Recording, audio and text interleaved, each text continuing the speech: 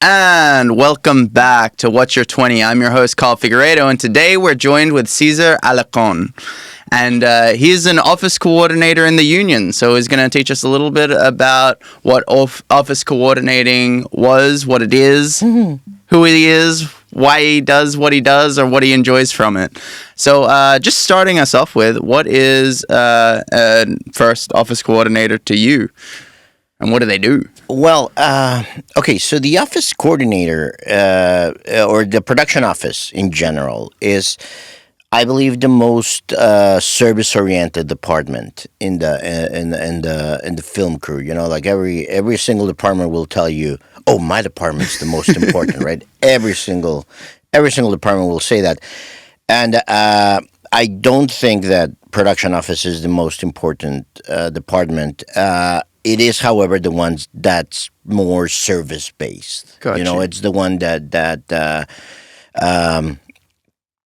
I don't know, ensures that things happen the way they should. You know, the production manager or the production or the producer might say, "Oh, we want this," but then someone needs to make that happen. Right. Actually make the call, book the car.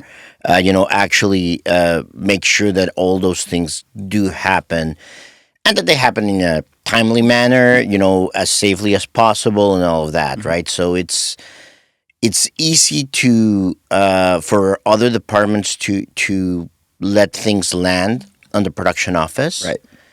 And because, you know, again, we are service providers, right? We're the ones that at the office make sure that the lights are on, that there's someone to open the door at the beginning of the day, that, you know, all those things happen. In a paperless world, or at least I hope, photocopies will, you know, be greatly reduced than what they were when I started here in Vancouver. But, you know, someone needs to push the copy button, right? That's like, it's someone needs to chop the paper. I mean, yeah, it is. Again, it is kind of funny because I don't know. I once had an argument with a production manager, which I tend to do, and so they were in a meeting, probably a production meeting, or I don't know. The executives were there for whatever reason, and some copies were not ready, right? So I go, the meeting had started, the copies were ready. I go in and I hand them out. While just went in, did not say a word. Just handed them out to everyone, right? And so he started berating me about it, afterwards, right? And I'm like, we're not house elves, like you can see us. It's fine, it's copies needed. Exactly. It's on the table. Exactly. Like copies needed to be there, like, did you not want the copies there? Because, that was the only way that I could get them in. Right. And, so yeah, it is, I wouldn't say a thankless job. I would say that there's no Oscar to production office. 100%. There's like, hey, you did a fantastic job handing out these copies today. Exactly. Yeah, it's a little bit like it's like a plumber's work, right? Like when it's done right, no one notices. No, exactly. Because as far as I understand, is there two types of office coordinators, or there is one job that sometimes gets split up? Because on A Million Little Things, our other show, we had two different people, and one of them was in charge of flying in the actors, or just making sure that all of the actors' availability, as well as their work permits and everything, got filled out. As I'm sure you'll probably hear this over and over and over again, A Million Little Things was not the norm. Okay. Right? Okay. What's the norm for? Yeah. Normally, there should be, or at least the way that I was taught, or the way that I was trained, within the union is that there is one coordinator, Hmm. right? And he is the production office coordinator, right? Or the production coordinator, if you want to call it that. And he's a department head, Hmm. right? Like he runs the production office. He takes care of the personnel, the hiring, and all of that. Underneath him, there's the first assistant coordinators. These are positions that IATSE recognizes and has. So it's production coordinator, and then underneath is first assistant coordinator. Hmm. Uh, if you're a travel coordinator, you're considered a that position equates to a first assistant coordinator, right? So it's let's say second in command, or the lieutenant Yeah. of it, uh, and you may be in charge of the travel, right? And then another type of first assistant coordinator can be the position that is, I believe that it is in the process of evolving to a full time position or a full fledged position, which is the safety coordinator, who makes sure that all the Oh. all the dots and i's are tied, right? Oh, that's really interesting. I thought they were their own department. Well, the thing is, there's no such thing as a safety coordinator a position in IATSE, right? I can tell you that the times that I have spent as safety coordinator, or the people that I've seen work as safety coordinator, get the salary of a first assistant coordinator, right? So that's why I equate it to that That makes sense. to that place. However, to my knowledge, to this day, safety coordinator is not a position.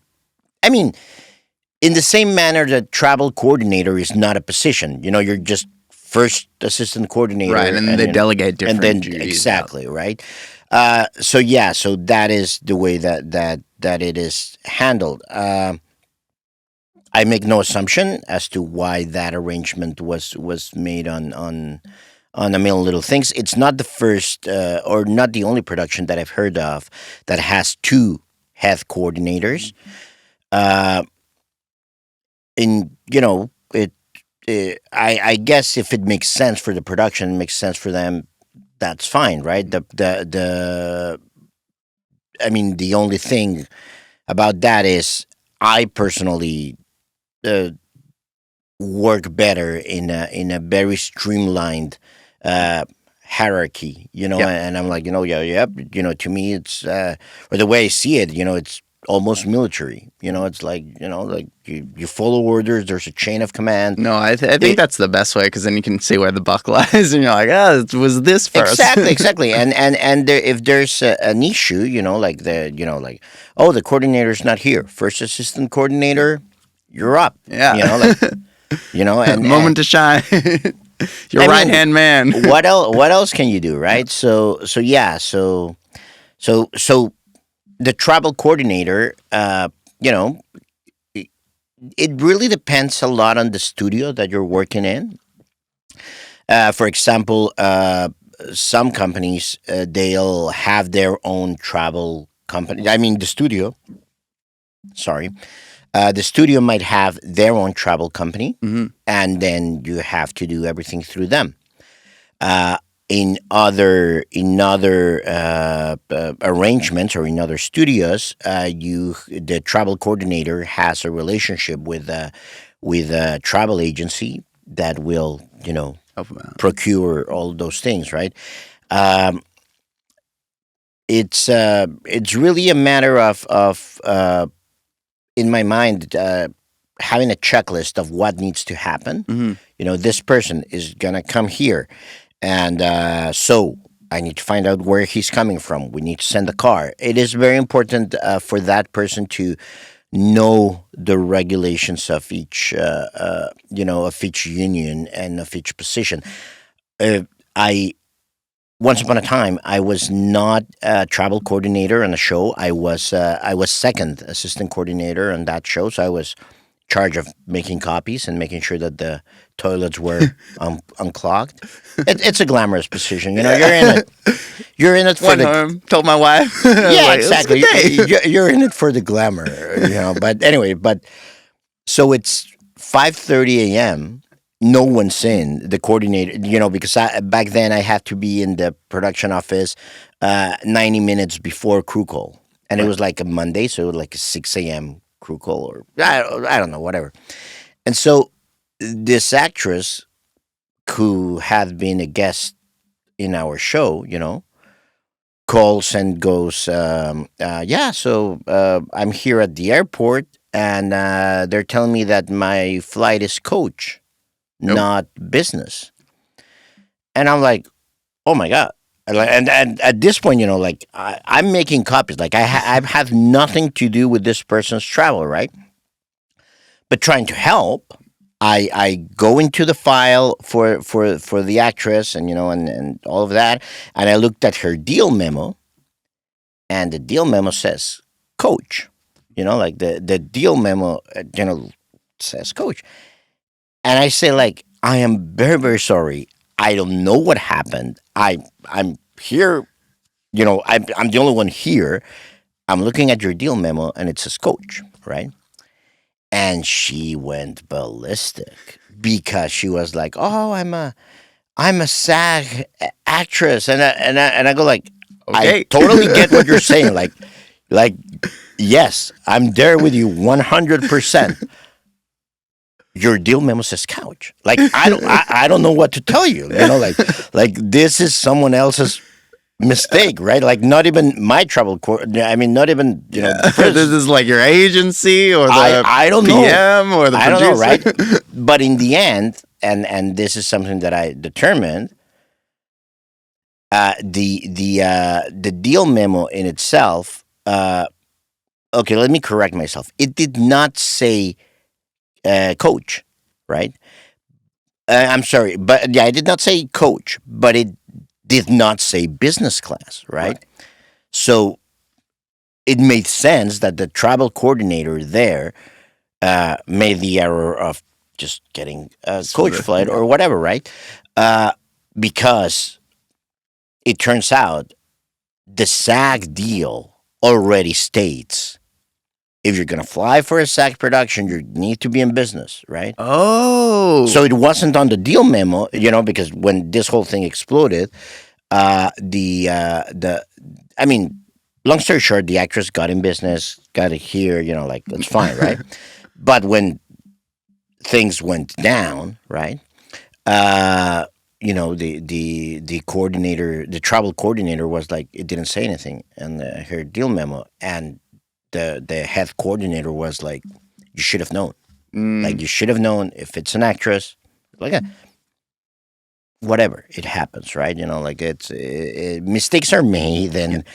and you know, the one thing that I really uh, appreciate about how serious everyone takes their job is, you know, I need to remind people, you know, like you know, this is, you know, no one's life is in danger, Yeah. or no one's life should be in Yeah. danger. You know, Here it's to like, make movies, not to save lives. you know, I still remember when I was, you know, starting an production here in Vancouver.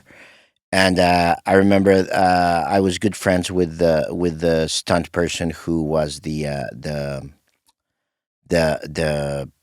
you know, the stunt double for the main character, which was Supergirl, right?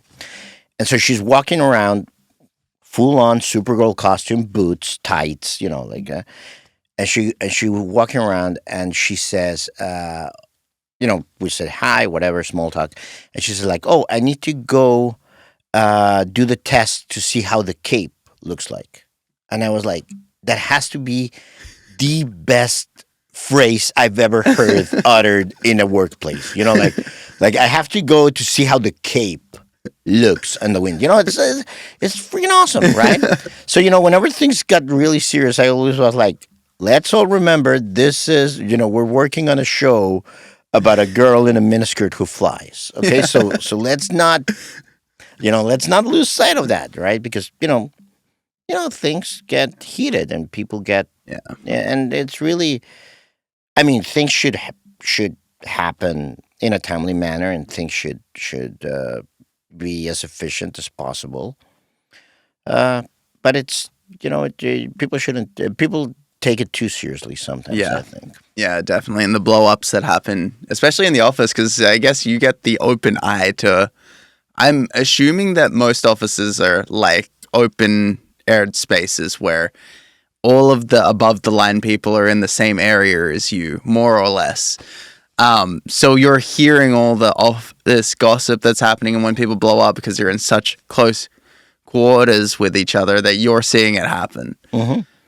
One thing I would love to know, if we can take it back a bit, when you're first brought onto a project, other heads of departments that I've spoken to, they'll have to go through the script and point out like what's their department's job.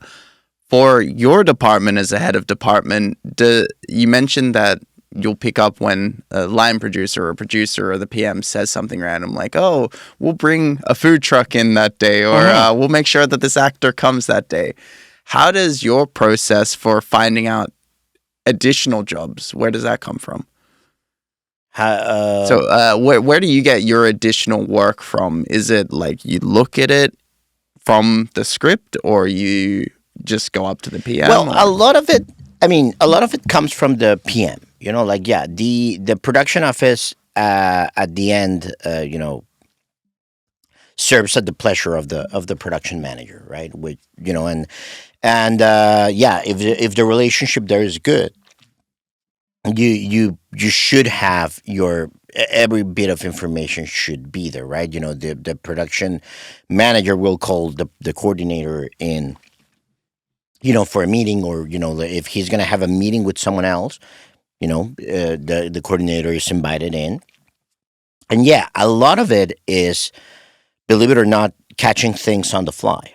Oh, okay. Yeah. Like yeah, in the way that I see it is, uh, again, you need to make sure that you know what needs to happen, and this is why I guess being a good coordinator also means having an eclectic background of sorts, right? Because you don't know what is going to be asked of you, right? It's a little bit.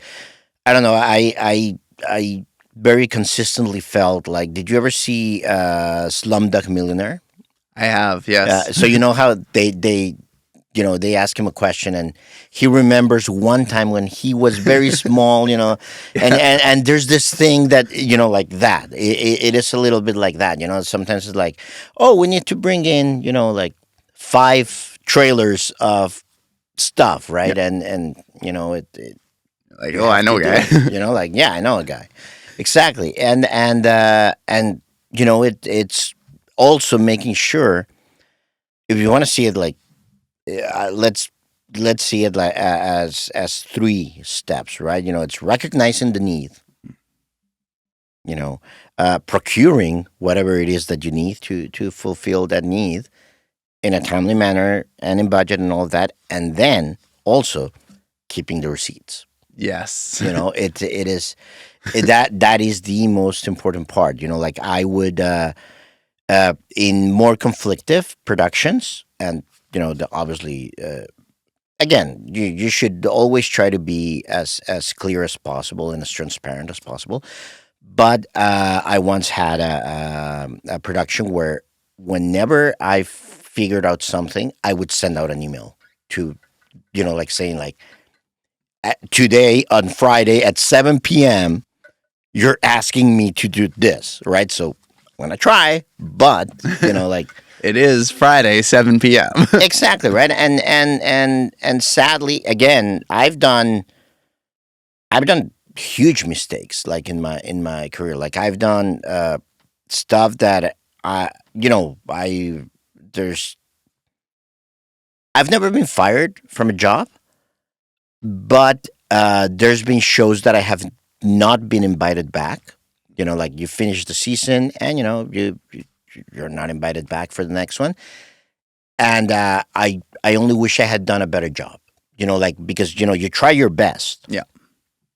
but you might as well you might fail at doing your best, and you might try to uh, see all the angles and cover all your bases, and try to foresee every conceivable problem, right? And then the things go bad. Yeah, I guess like the more I think about it, the office coordinating position, it's a hard one, specifically for the fact that if you make a mistake, it's very known where the mistake came from, and it's harder to fix in a way. Because like if a camera stops working, or let's say like a light stops working, there's alternative ways to fix it. But if like someone misses their flight because their flight wasn't booked, it's not a very steadfast, okay, this is how we fix it at this moment, right now. I mean, and not only that. I mean, I don't know if you'll agree with me. I mean, you're correct. You're correct.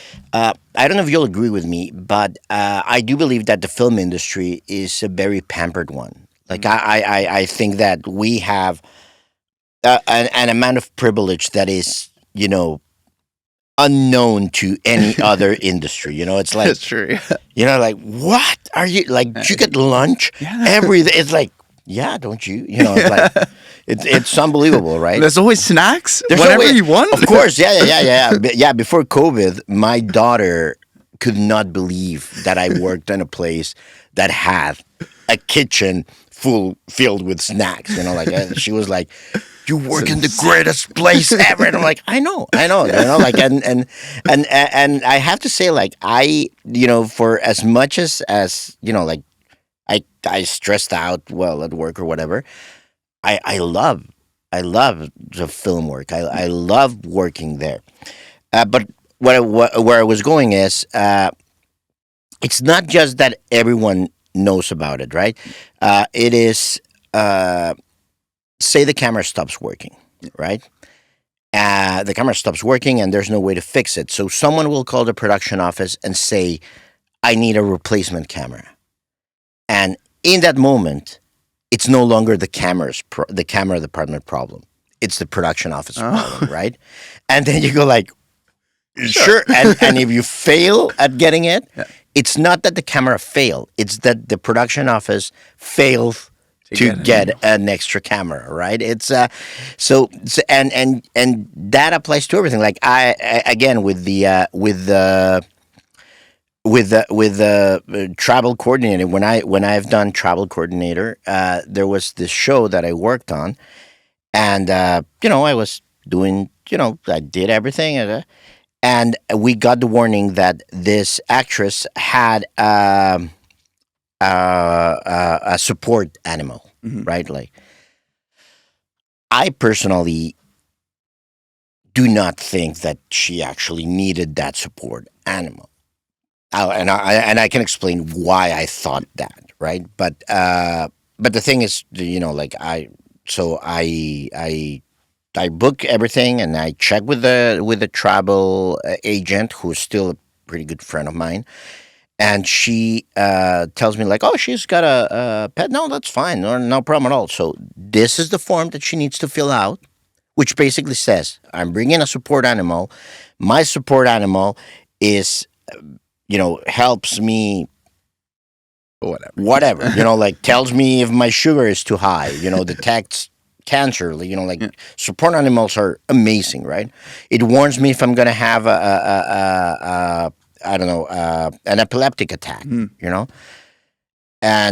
this is the name and phone number of my doctor who prescribed the pet for me, right? And yeah, so she needs to go. So the dog needs to come with me, and so the travel agent sends me the link to the form, and she said like all she has to do is click on that, fill out the form, and that's it. This is something that cannot be done by anyone else than the person who is filling the flight. Like there's legal reasons for that. Like legally. Because you need to swear that is true, and I cannot swear for someone else, right? Yes. Yeah. So I send out the information, I send out everything, right, and it goes out, and she flew on a Sunday. I remember that. It was like she flew on a It Sunday. was a stormy Sunday. The wind Exactly. blew the Yeah, wrong no, way. and then suddenly my phone rings. I pick up the phone, and it's this actress, and she's telling me, uh, "Oh wait, no, yeah, well, she's telling me like, oh, they weren't aware of my dog needing to be on the flight," and I'm like, "Oh, that's terrible." Oh, because immediately I'm assuming like, oh, something went horribly, horribly wrong. Like, you did click on the link and you filled out your form. No, and I'm like, oh, Well, how do and obviously, and you have to fill out that form like 48 hours before your flight. Like this whole issue of yeah. stuff, right? And I'm like, so you didn't? No, okay. Let me see what I can do, right? So I'll call you right back. I hang up with her. I call my coordinator. I say like, what do you want me to do? Like there's nothing I could do, right? And so she starts making calls as well and all of that. And then when I call the actress back, to tell her, like, okay, tell them we're gonna fax it, like we're working out a solution. I call the actress back, and the actress is back in the car heading home. What? And I'm like, why? Why would you do that? And so at that point, I'd like to point out, I, as a travel coordinator, at that point in time, have not done anything wrong. Yeah. However, it is up to me to fix Fix it. Yeah. So it's it's a little bit like that. I do believe that a certain amount of pressure is put in on the production office department that I'd like to say it shouldn't, but still there's this whole thing. The show must go on. So Yes. You're if the if someone drops the ball, you need to get it rolling, right? I mean, that being said, you and I have worked together, and you've heard me say this a million times. There's no heroes in this industry. Like there's no heroes. So you have to take care of yourself. You have to take care of your mental health, and you have to be able to remind yourself no one is in mortal danger. No one is going to die because of this. Someone might lose their job. That someone might be me. But that's also going to be fine. Yeah. It's fine. You'll figure it out. But it's I don't know. It is again. I don't want to say a thankless job. But I do think that the amount of work or the type of work that the production office does is somewhat unappreciated. It's definitely. like we're the first ones in. Like we're the ones that set up the whole production office is set up by us. Yeah. You know, I've been in productions where, and this is our studio productions, like not independent films or whatever, right? But one of them was, a great, great, great learning opportunity for me. And I don't mean that as a euphemism for mistake. No, it was like really, really, because they were like, okay, so we rented out an empty Sears store that shut down. So we were basically the Spirit Halloween, Yeah. right?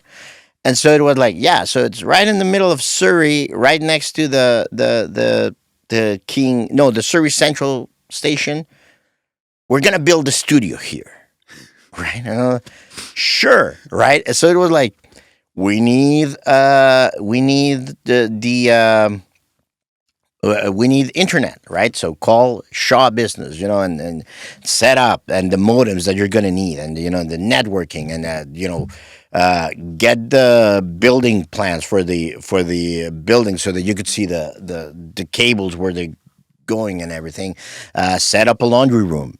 Bring in an electrician to set up an up to code electric outlet for that. It was amazing. It was so good, right? And then the other departments come in and they do the show and and everything.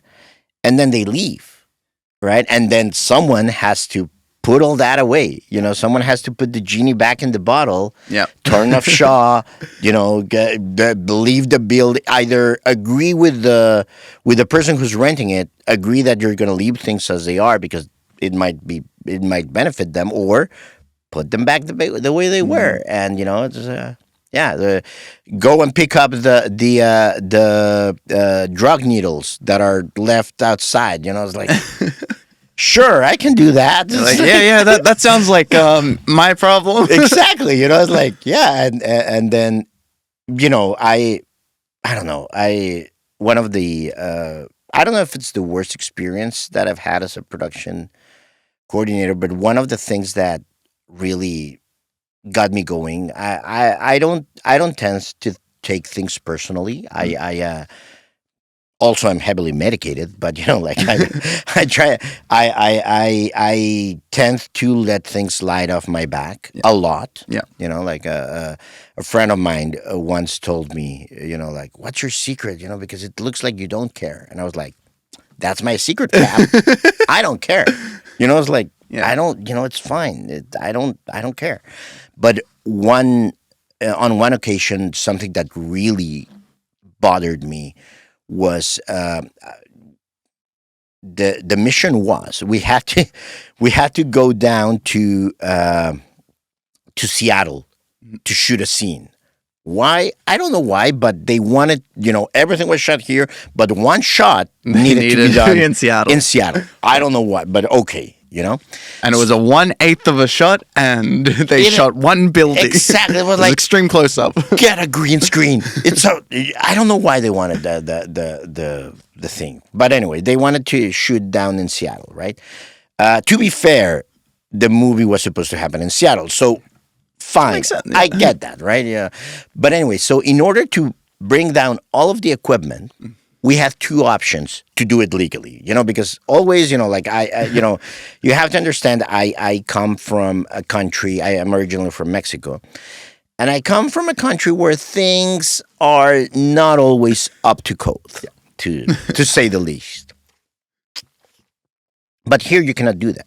No. Well, and I'd like to think that you cannot do that in Mexico anymore as well, or at the level that we do it here. Like with studio money and all that. Like, I'd like to think that they do things. You got enough different. now. You don't have to be doing this. Exactly. But in order to do it legally, we have two options. Either we pay, to be fair, a 60th% of the GST.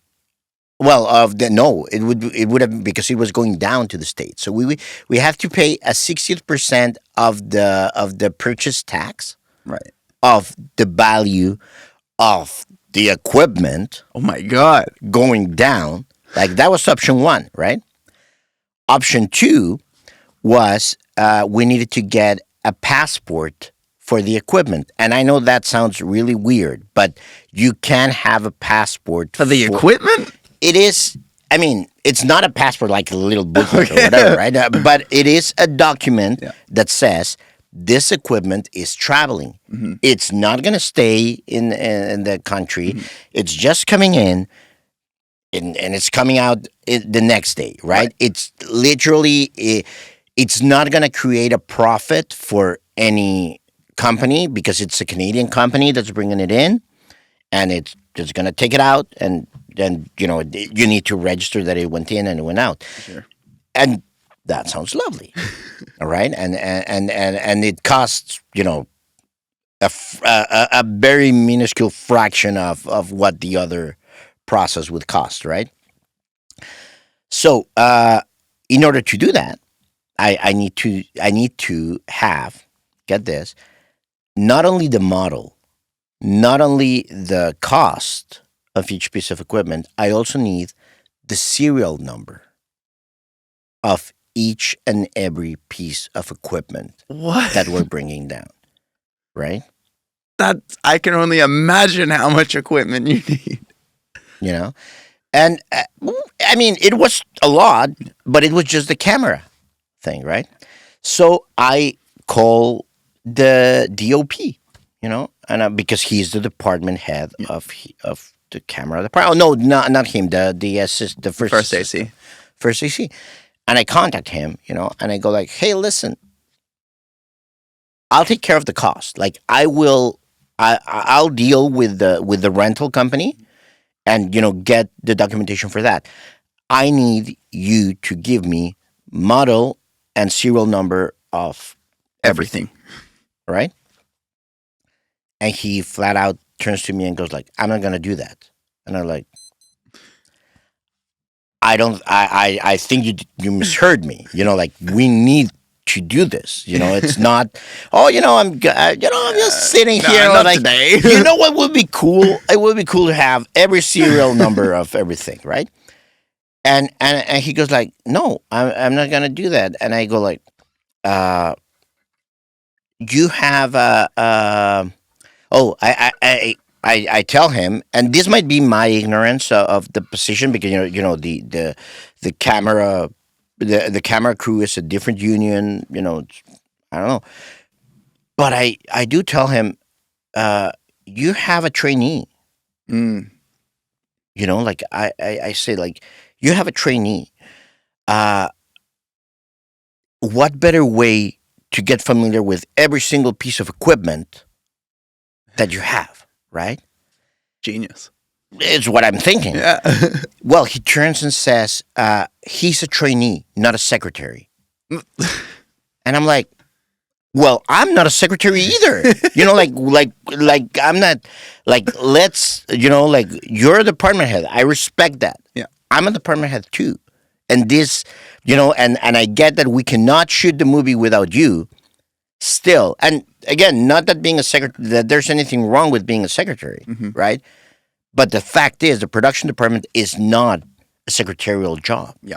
And And your job isn't there to go and label every piece of a camera equipment. it's ridiculous. It's ridiculous, right? So, I mean, to my credit, I did try to find a different solution. I asked the rental company, which, if you ask me, was, at this point I should have been like, screw this, you're doing this, and let the producer fight it out. I think that's what I wish had happened. I did call the production, I mean the rental company, and I was like, do you have this information for the stuff that you rented us? And big surprise, they didn't.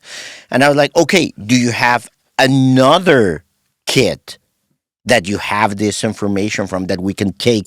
Like, in my mind, equipment is equipment, right? So I was like, so we won't take this equipment that we've been using. We'll take another. Just the same prepare another. set, but yeah. Prepare another kit for me. Like, whatever.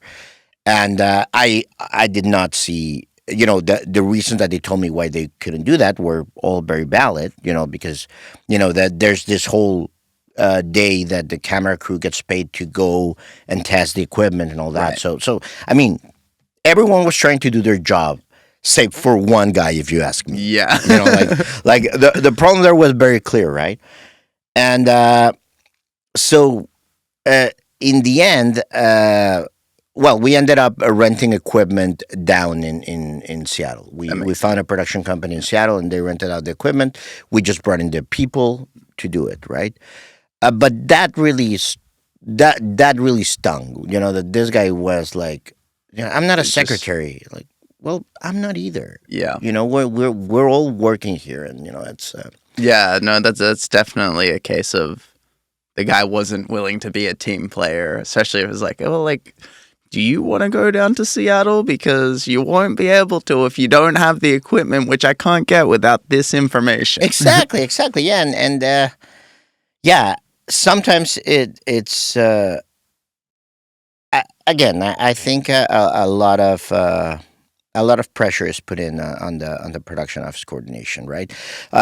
We're usually in charge of the joint health and safety committee, and with running the joint health and safety committee meetings, which But they do that on location, don't they? Or yeah, sometimes you have to go and do it on location. Yeah, which is fine. Hey, you get to leave the office. Exactly, you get to leave the office, right? However, I don't know what your experience is with the health and safety meetings. When I used to run them, when I was in charge of safety, I was very firm on the things that need to be dealt with in my mind, and like I obviously I'm right because Why I'm the not? center of the universe. No, but the thing is, the way that I interpret the Joint Health and Safety Committee is it's not a place to vent issues. You Yep. know, uh, it is a place to find solutions. So, and like yeah, hopefully this helps out any coordinators that are dealing with that, but with that. But say for example, you cannot go to the Joint Health and Safety Committee and say the washrooms are not clean, Mm, right? You need to say uh, we've had an issue where the bathrooms have not been cleaned. We've notified the production office. We've notified the production management, and nothing has been done. right. Right? So the Joint Health and Safety Committee should be a place where you bring a problem that you've already tried to fix by people doing their job, Yeah. and it's not happening.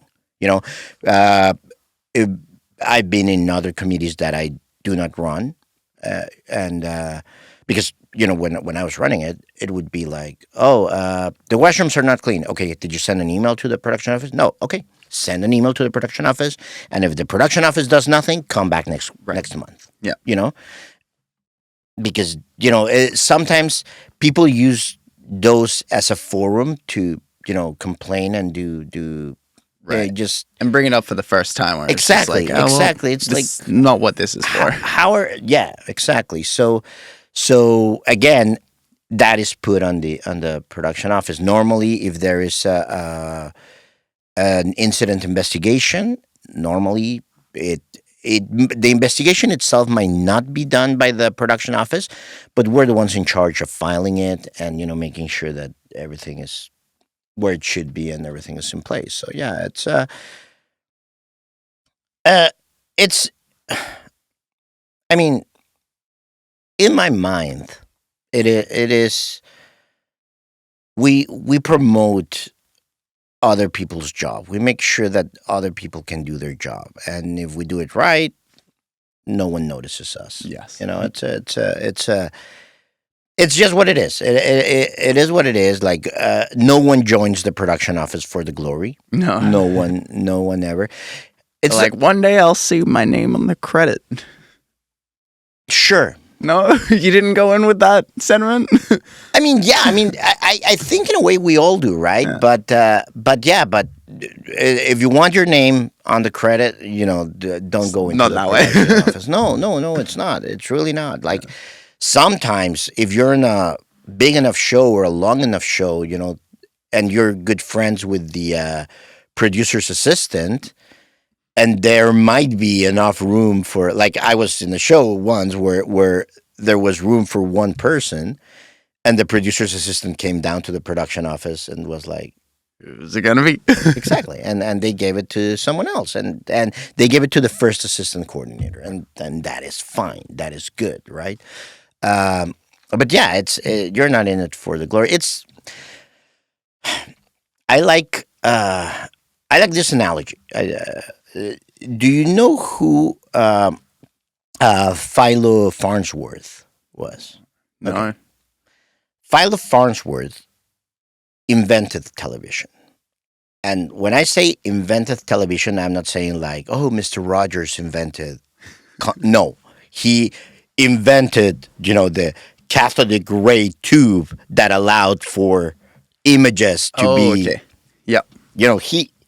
he came up with, and he did it at a time where, it would be equivalent for me to say, that I've figured out a way to do teleportation, like Star Trek. It was like it was an idea that people would go like, no, that is impossible, right? But he figured that he could do it, right? So he had his brother-in-law. I his name was Archie something. That dude clearly did not have the brains Farnsworth had. It was like it's not. But he went to Philo and was like, I don't know what you're doing, and I have no idea of what it means, what you're trying to do. But it looks like you're gonna need vacuum tubes Oh, because the way this is way beyond before flat screens and all of that. You know that those old TVs yeah, that you yeah, the see in the movie, very big square very ones. big I square. used to own one. Oh yeah, yeah. They so the way that they worked was cathodic rays would shoot out and would create images on the end, right? Cathodic rays are very sensitive to stuff, like to electromagnetic fields. I don't know if you ever put in a magnet next to an old TV. No. The colors Yeah. change. Oh, Yeah, it's freaking cool. amazing. Very Yeah, cool. it's freaking amazing. Yeah. So anyway, so they need to travel in a vacuum because they can get distorted, right? Uh, so so Archie was like, I don't know what you're doing. I have no idea of what you're even thinking. It looks to me like you need vacuum tubes, and it was not like you could go to the Canadian Tire and buy a vacuum tube. Like Yeah. they did not they did not create them there. So he learned how to blow glass in order to create a vacuum tube that would eventually help Farnsworth Make a TV. make his tests so that he could figure out how to get the cathodic rays to create an image, and we have TV. I believe production office is, glass blowing. Yeah. It is like that because I mean, I'm fairly certain that if I had the talent that the writers have, I would be doing something like that. And it's I don't do costumes and I don't do anything other than that. But I know how to blow glass. Mm. And if someone comes in and says, "Hey, I need to get something across the border," like, sure, I'll figure it out. Yeah. And you figure that out. And in a nutshell, that is what production office is. Glass blowing. Glass blowing. I love that analogy. Yeah, thank That's you. really nice. Yeah, We're going to cut to a break real quick, Yeah. and we'll be back. And welcome back to this side of the break.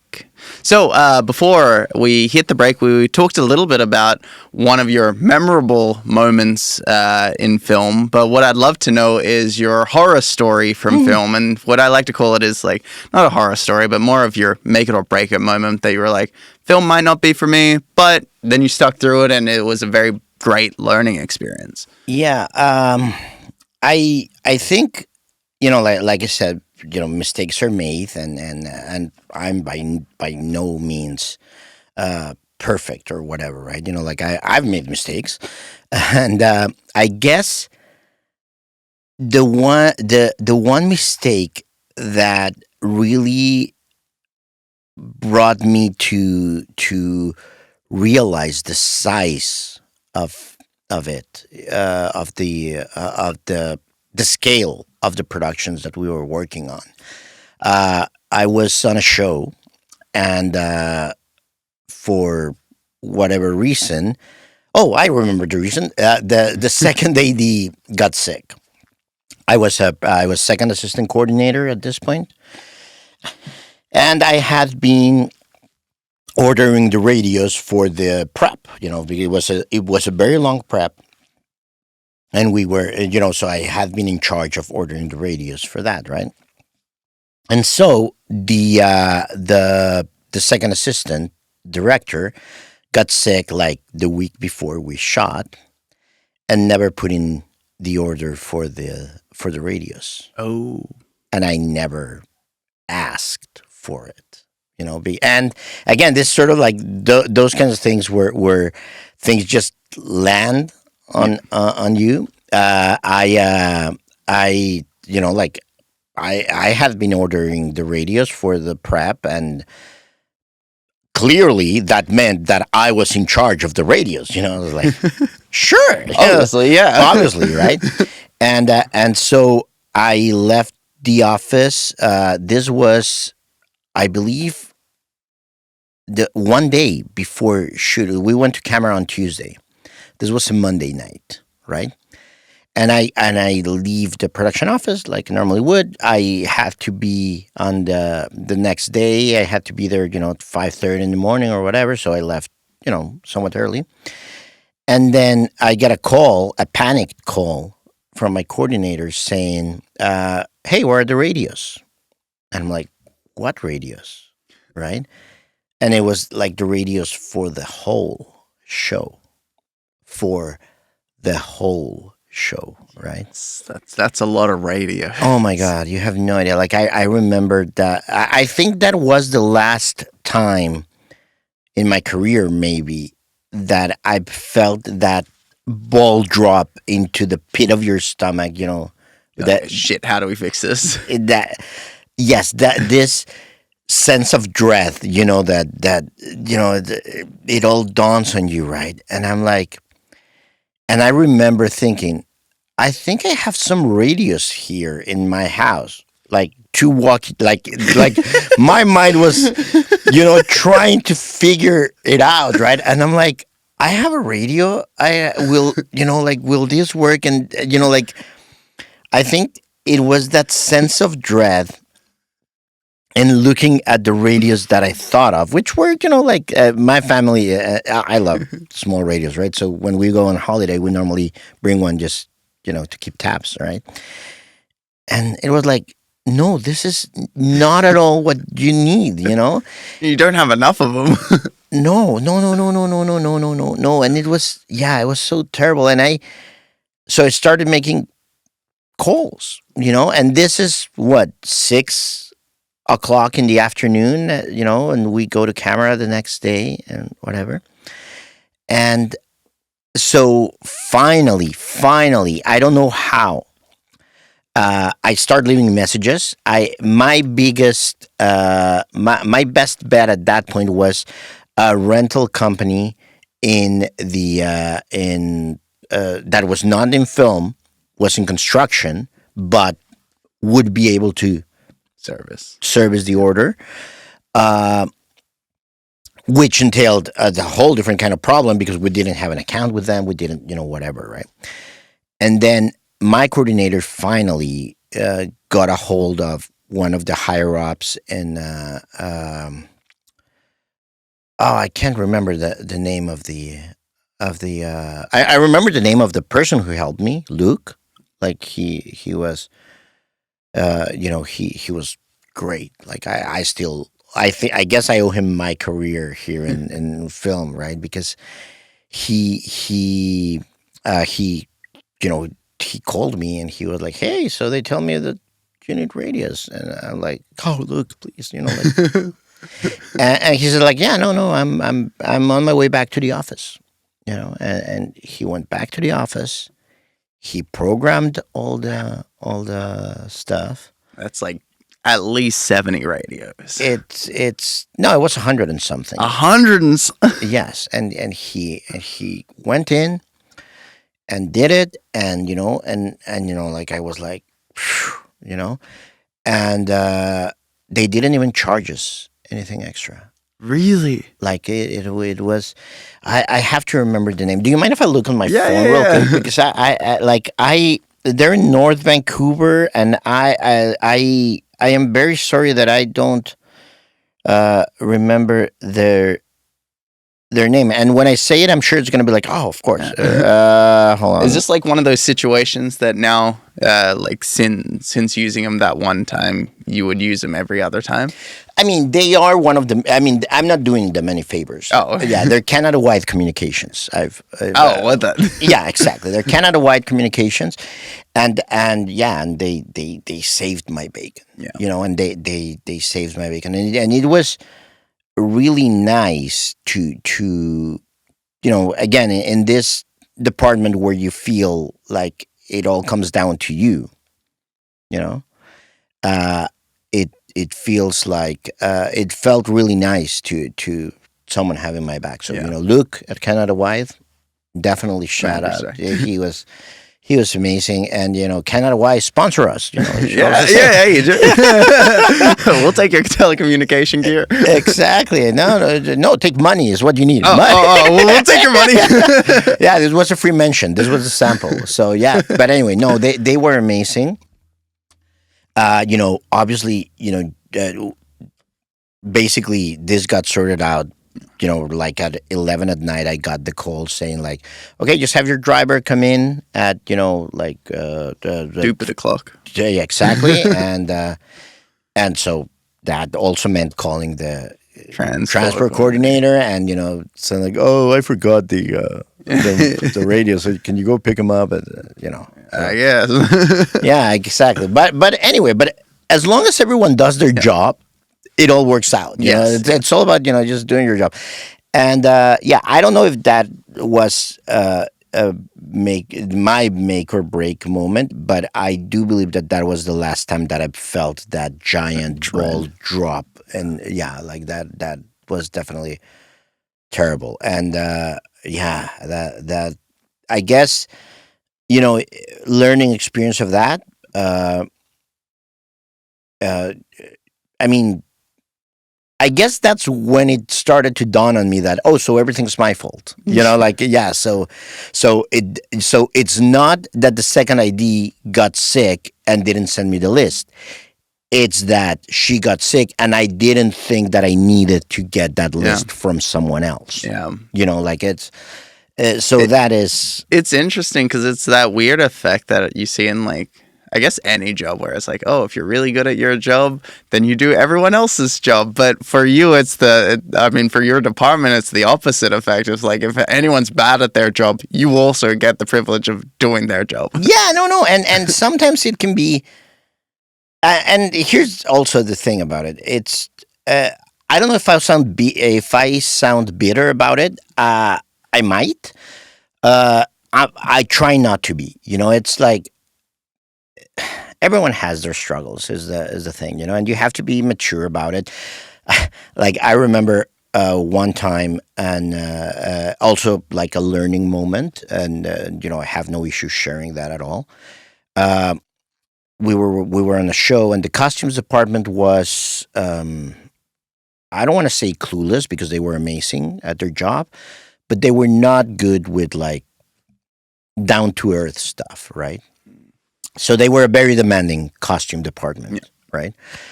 And so at some point I get a call, and I'm like, oh, our printer's not working, right?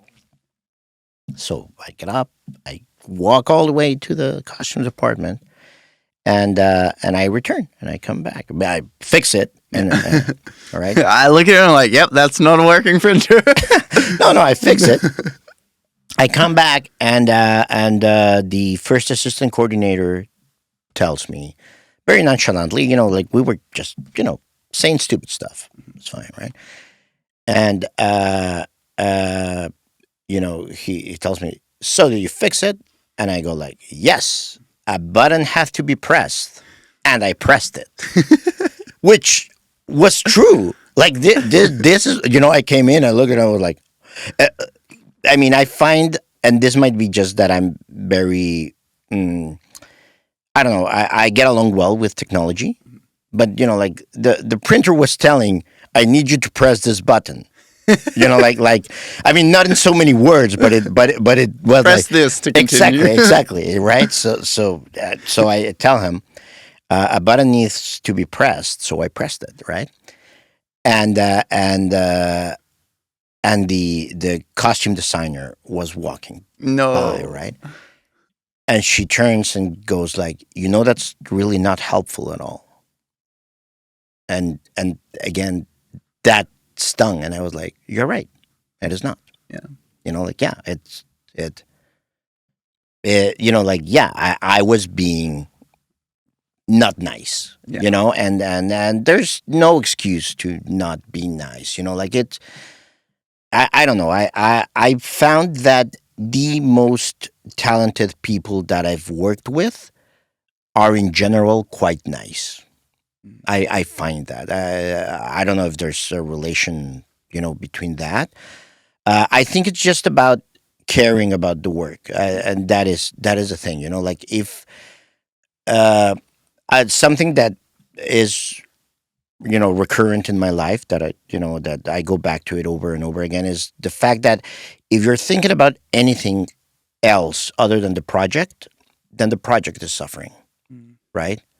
So in this case, and I know it sounds ridiculous, but me being frustrated at just press the button, just you look at the thing, it says press this button, press it, it'll work, right? And I think my frustration was valid, right? But if I'm worried about my frustration, the project is suffering, Yeah. right? So in the end, that's I don't know if that counts as a make or break issue. I Like think it definitely hits the mark of it was a learning opportunity, and you learned a lot from the mistakes that happened or what led up to that position. So I think it's definitely something to take away, especially the part of that there are a lot of nice people in this industry. But this is a great segue to to talking about the mental health in this industry, mhm. and specifically for your department. You mentioned a lot that there are a lot of stresses that get left towards your department to pick up. If something goes wrong, it has to be an instant fix for you guys, and if it's not, then it's your department's fault.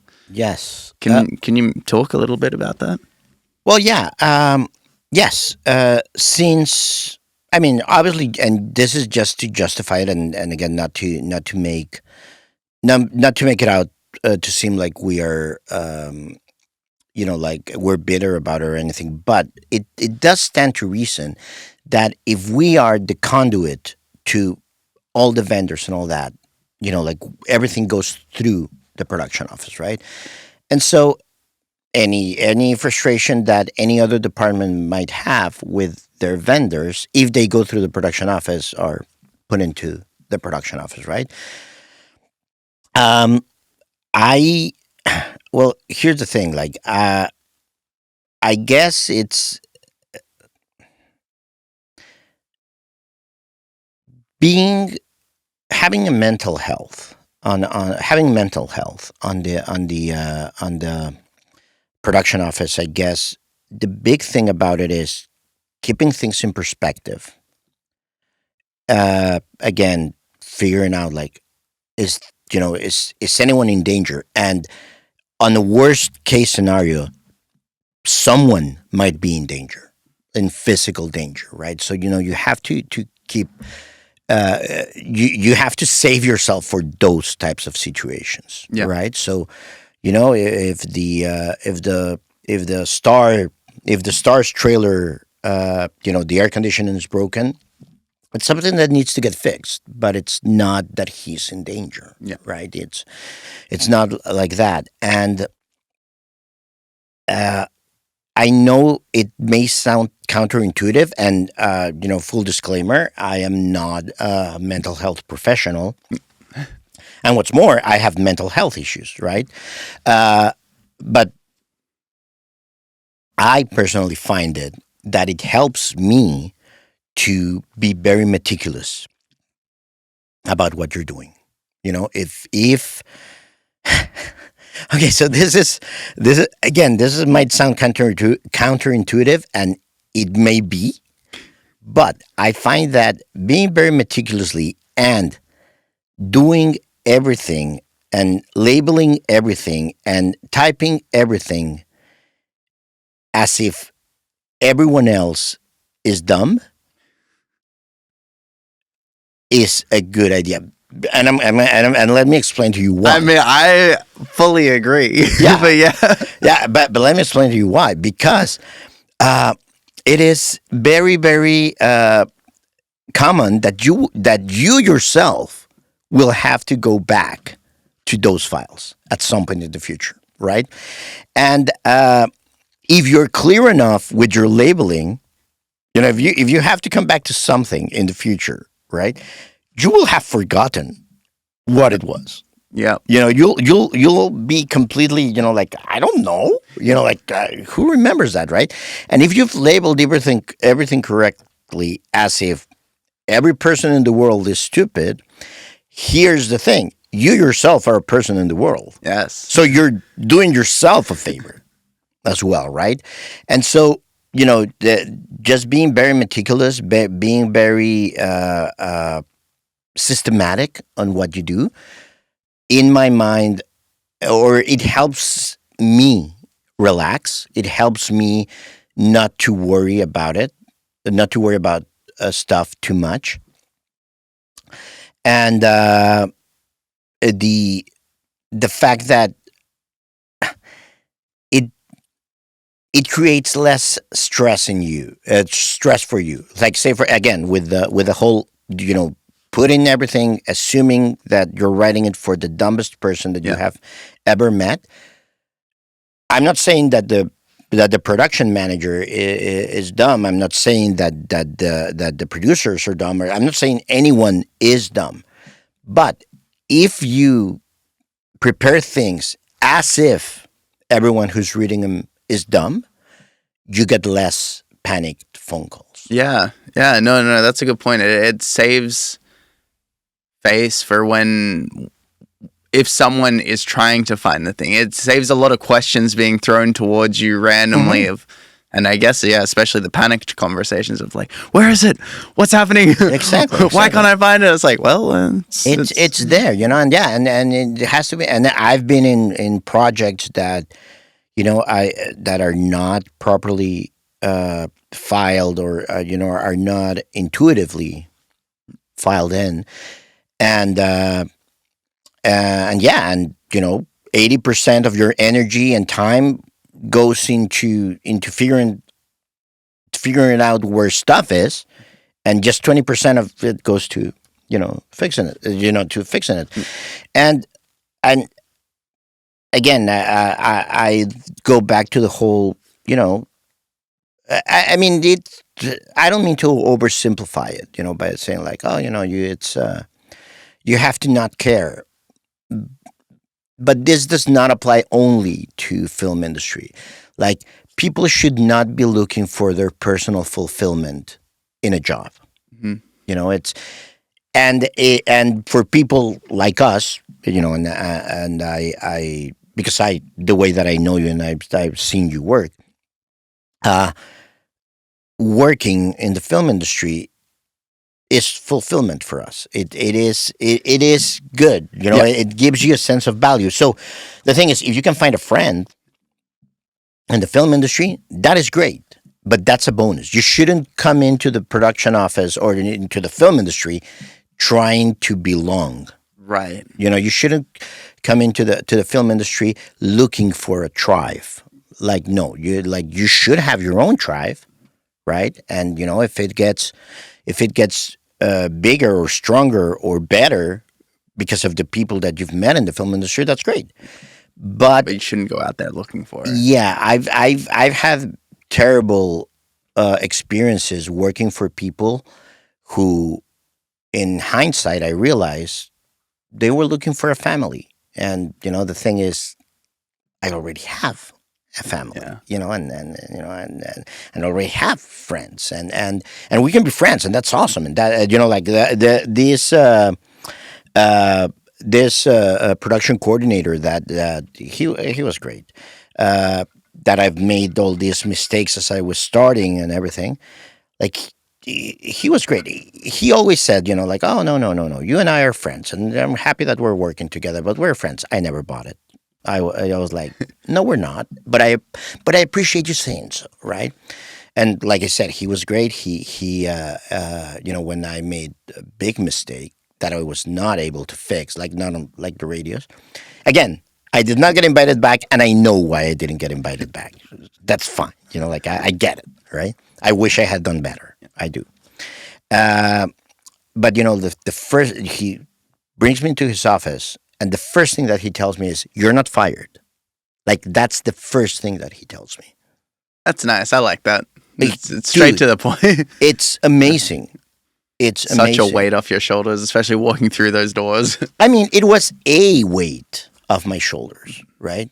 Because you don't want to get fired, no. right? But yeah, he come in, and then we tried to fix, and we failed. We were not able to fix that, and that was on me. And I'm sure that it might have cost someone else's job higher up the ladder, and that is something that I have to live with. And it's unfortunate that it happened. I wish that it hadn't happened, but it did, and no one died.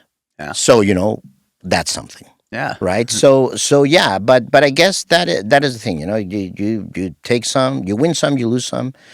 Don't go in looking for a family. And now, what I was going is, so this production coordinator, he's not even in BC anymore, and sometimes we chat. Sometimes I'm like, "Hey, how you doing?" I'm like, "Oh, I'm good." Things okay, and we've never worked together ever again. Like, I don't think you will ever work with me again. I get it. Yeah. It's fine. It's fine. But yeah. No, it's nice to know that you can still stay grace afterward the fact, even if you're not invited back onto a show. Yeah, of course. It's a job. Yeah, it's a job. And the other great thing about it, being in the film industry, is you'll probably get a job on another show. Of course you will. Yes, of course. It's yeah. As you grow older,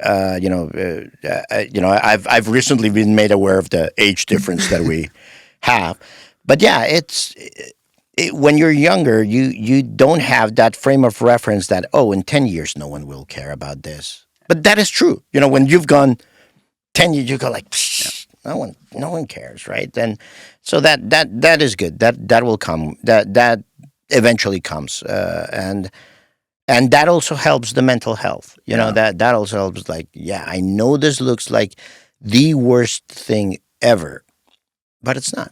Yeah, my acting teacher actually told me that when he was like, when you go into the world, you need to know one thing. If it doesn't matter in 5 years, it shouldn't matter to you right now. That's true. I took that with saving grace, and that's also where I developed my, it's not that big of an issue. Yeah, in hindsight, no one died. Exactly. Yeah, no one died. Yeah. Awesome. So we've reached the part of the show that I've been sent in some questions from fellow peers of the industry. Yes. And I'd love to ask you and get some quick fire answers. So you don't need to look over there. I'll ask you the questions. I'm looking at you. I'm looking at you, man. I'm looking at you. Look that. Yes. Is there a gotcha? Got it. By the way, hashtag me too. We have. Do you ever have situations where you've disagreed with the PM, and if so, how do you navigate that conflict? Okay. It depends on what the conflict is. If it's a matter of opinion, I believe that you should present all of your arguments and don't save anything. Don't say something that I really hate is the I told you no, it's the I knew that but I didn't say anything, right? That is, so say for example, I'm just saying, making up an example, this did not happen anywhere or whatever, right? But say for example, on the case that I told you that about sending stuff down to the States, right? What if the producer had said, you know what, let's take a chance. Let's send it in, and which is not the case because it was a big trailer or whatever, right? But let's say that it was something small, right? Paper, yeah. And what happens if we just go for it? And what's the chance that we're going to get caught or whatever, right? Say that you disagree with that, and that is I use that example because it's a very clear right and wrong situation, right? I think the only thing that you have to do. Oh, sorry about that. I think that I believe that the only thing you have to do is present all the information in as clear a way as possible. Present the dangers of it. Present the possible consequence that you can foresee, and you should say, and this is only what I can foresee. There might be some other stuff that we don't know about, right? And do this in writing. right? Yeah. And let him make the decision. Because again, I believe that the film industry might be the only militaristic style endeavor that produces a creative work, right? But it is militaristic.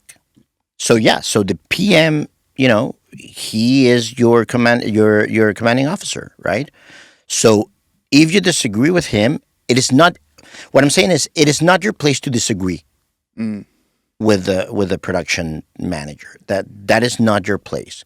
Your place is to present every every possibility, He makes and it. then make him or her make a decision, but keep the receipts. Yeah.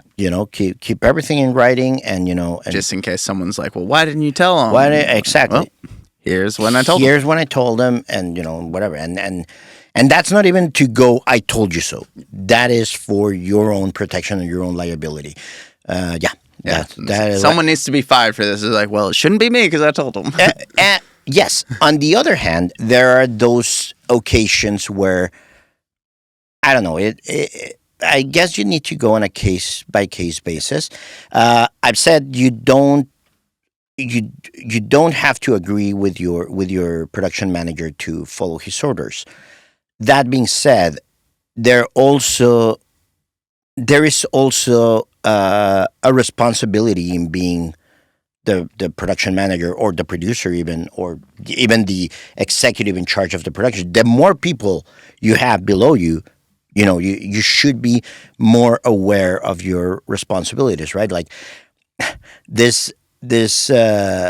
was once in a show where the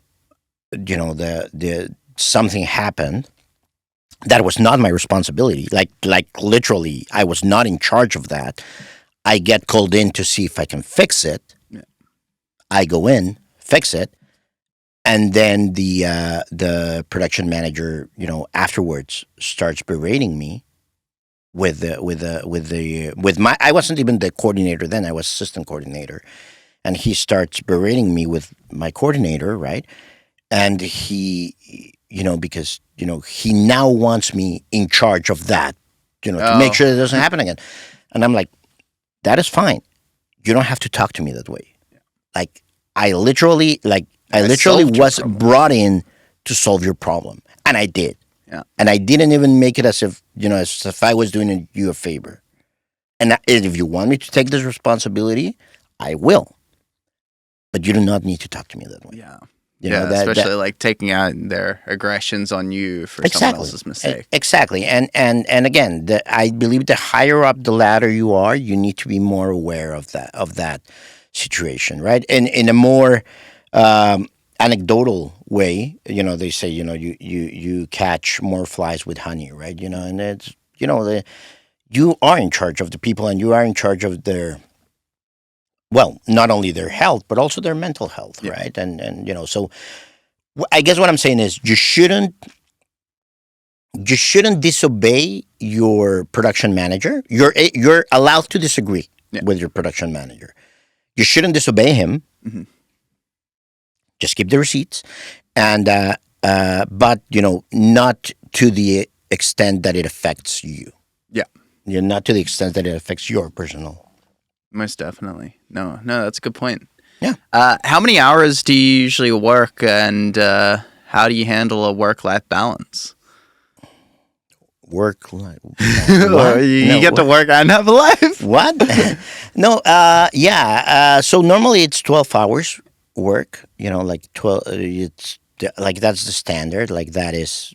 I mean, and even on even both ways, right? Like it's, I was offered a position at some point where they only wanted me half-time.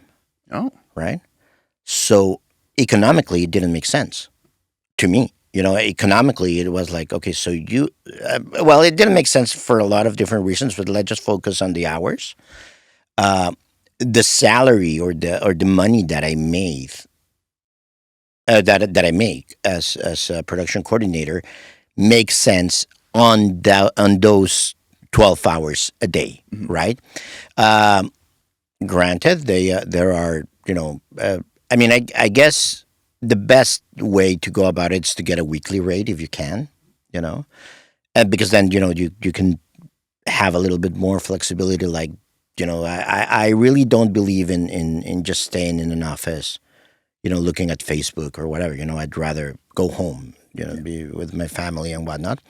So, so I guess that's where the work life balance. I guess my philosophy about it is, like uh, I don't know, the very few times that I've been told that I'm addicted to work, I don't agree, because I believe I work. I believe I work hard, but when the work is done, Yeah. it's done. Yeah. You know, it's done.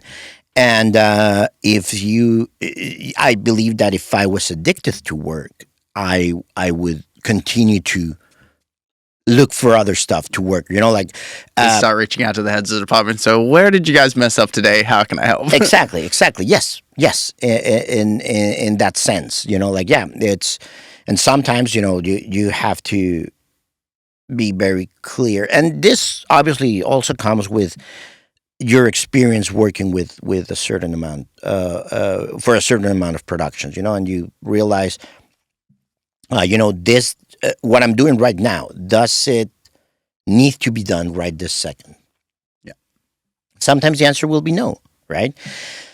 You must also be very aware that if you say, like, oh, I will do this Monday morning, well, it's possible that there's going to be a fire Monday morning and you're not going to be able to do this. So, you have to gouge that. So, yeah, so I mean, to go back to the question of how do you manage work balance, I guess that is it. Like, they just uh, don't search for extra work to do. And again, this also goes back to, if you're very meticulous, if you are very good at making things as if people are dumb, you will be, you will be able to leave more easily, right? I always tell, well, I don't tell people a lot, but anyway, but I've always believed that the way to see if a system is working properly is,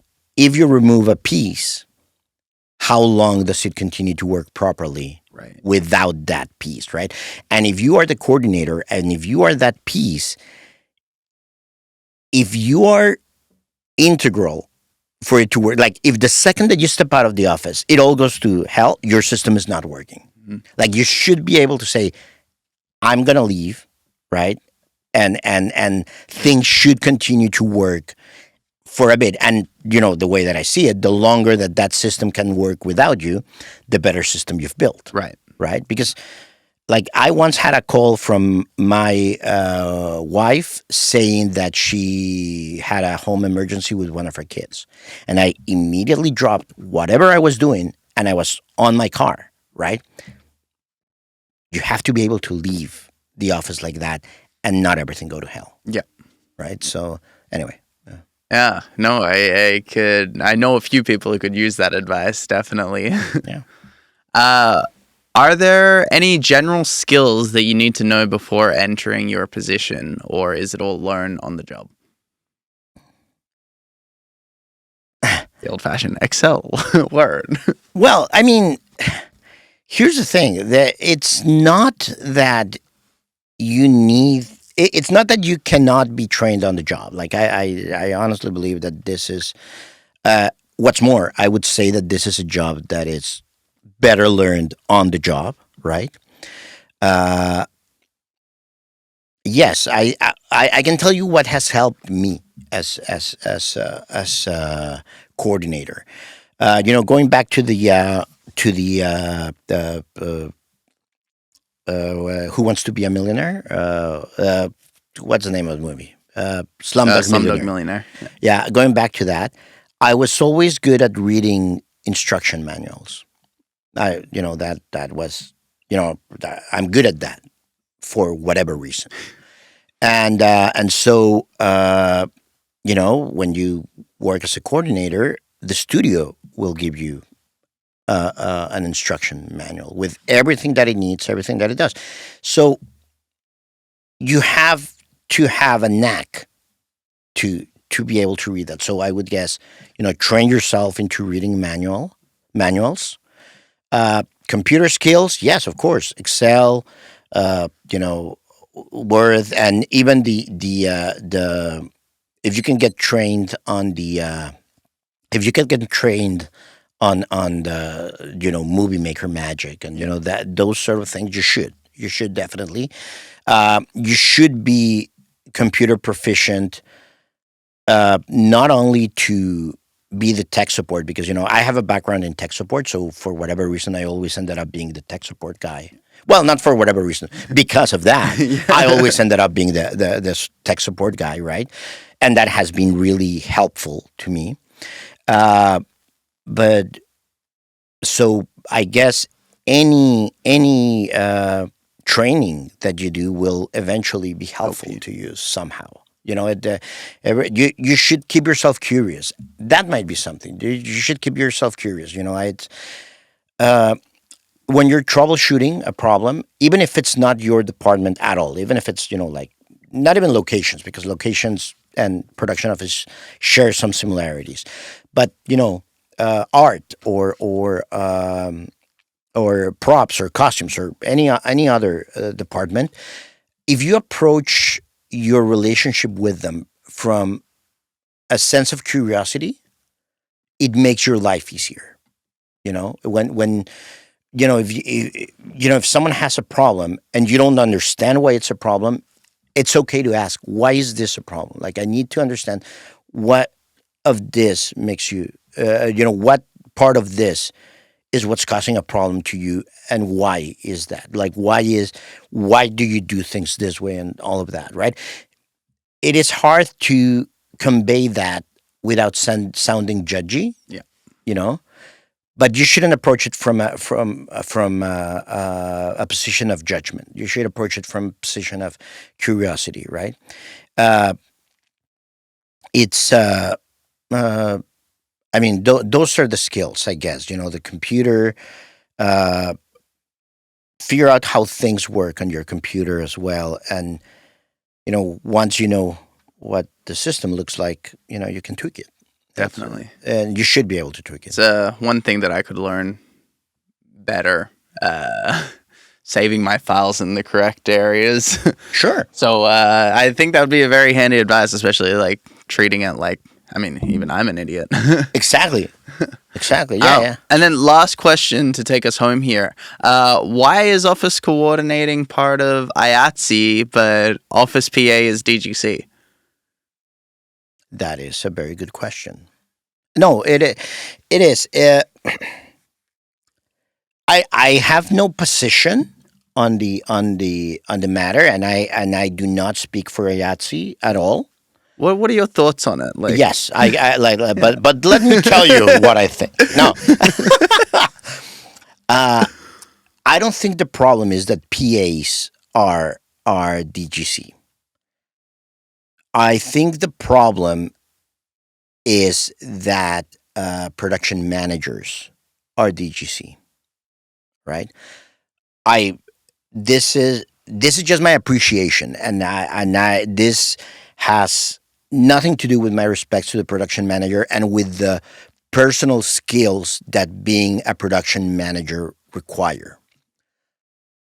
But uh, I find it epistemologically wrong. Like I find it conceptually wrong that the production office prepares the production reports, and yet we're not allowed to sign them because you need a member of the DGC to sign the production report, right?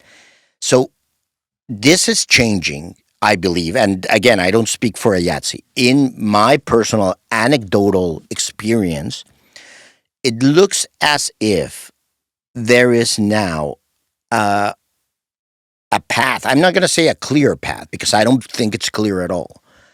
But there are ways so that a production coordinator can evolve into becoming a PM, right? So I think that the PA position in the office, like the office PA position, uh, it's fine for it to be a a DGC a DGC position. I do think, and again, this is just my opinion, which is perfectly wrong, maybe perfectly wrong, but it is. I'll tell you how it feels, right? It feels like we're training our bosses. Mm. You know, it feel like from the IATSE standpoint. To me, it feels like I'm training this person who will eventually be able to become a manager, and I won't, and I'm training him, Yeah. right? No, that's a good way to look at it. So I do think that it is important that a PA, like if you go, I'm not on DGC, so I'm not familiar with their PA program, right? But it does make sense that if you have to learn everything about a film, it makes perfect sense that for you to be an office PA, you know. Uh, but the fact is that is not the problem that I see. The problem that I see is that as as a production coordinator, there's a ceiling that you hit, right? Like once you are a production coordinator, That's it. that's it. That's it. And again, like yeah, it always struck me as unfair, like that. Like we prepare the production report, we're never going to sign it. So And I think it would better prepare you being a production coordinator for the PM duties, especially for the fact that you're having to solve so many little problems that arise. yeah, And and you are aware of the paperwork that needs to be done. Like I said, the uh, the the production office, we're the first one in, the last ones to leave. And every single contract that the producer sign and everything, it all goes through us, right? So I do think that there should be a clear path for the DGC to recognize our career as coordinators in order to be able to apply to get a job as a production manager, right? It's like, yeah, it just feels unfair to me. most definitely. Awesome. Well, thank you so much for coming on to the show with us today. We really appreciate all your advice that you've given us and some of the horror stories and the little tidbits of what a production coordinator is and this mythical man in the seat or man, woman, they, them. Yeah, of course. Who saves, I guess, everyone's bacon in the office. Yeah, as well as on set. or at least keeps it crispy. Make sure it's hot and ready to go in the morning. Yeah, of course. Yeah, okay. Awesome. So, would you like to shout out anything? I know you're not working as a production coordinator right now, but do you want to draw if someone listened to this and they want to find you? Is there anything you want to shout out? Yeah, well, yeah, sure. I've started a website. It's rifke.ca. That's RIFFKE.ca. And it's just a little spot on the net. I actually got it because I needed an email address. Then whatever. So you created a website. I mean, the thing is, I was very loyal to Shaw. Yeah. Until Shaw was not loyal to Shaw, and they sold themselves and changed the name. And I'm like, okay, then. So I guess I'll just create my email, right? And I'm putting there, stuff that little musings and, like it's like a little corner to myself. But you can find me there. Yeah. Awesome. Sweet. Yeah, we'll put a little link down here. And then I usually ask if there's a little piece of film or something that you're proud of that you want us to promote at the very end of this, but would it be your website and I can do a little scroll through your website? No, if you're going to do that, I'd very much rather you speak about a podcast that I'm working with. It's called Legends, Yeah. a superhero podcast. Perfect. It's a bunch of role playing dudes and dudettes. Legends is a role playing game that was created by Chad Matchett. And we play with him. We get to play with him every other week. The podcast comes out every 2 weeks. So yeah, you want to look for Wicked. that. Legends, a superhero story. Awesome. You can Sweet. find Yeah, me we'll there. put a little trailer at the end of Yeah, this sure. for that. Awesome. Thank you so much again, Cesar, for No, coming no on. worries. Thank you for having me, Mr. Carl.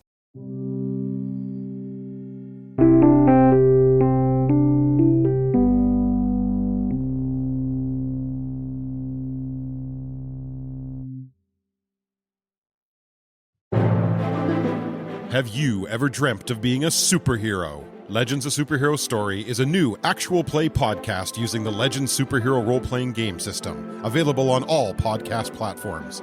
This exciting new superhero tabletop RPG follows our Game Master Jack and our fledgling heroes played by Chad, Emily, Amanda, and Daniel as they work their way through their origin story and beyond. Listen in as they discover their powers and abilities. Let's hope they learn to work together as a team in time to save the world and truly become legends.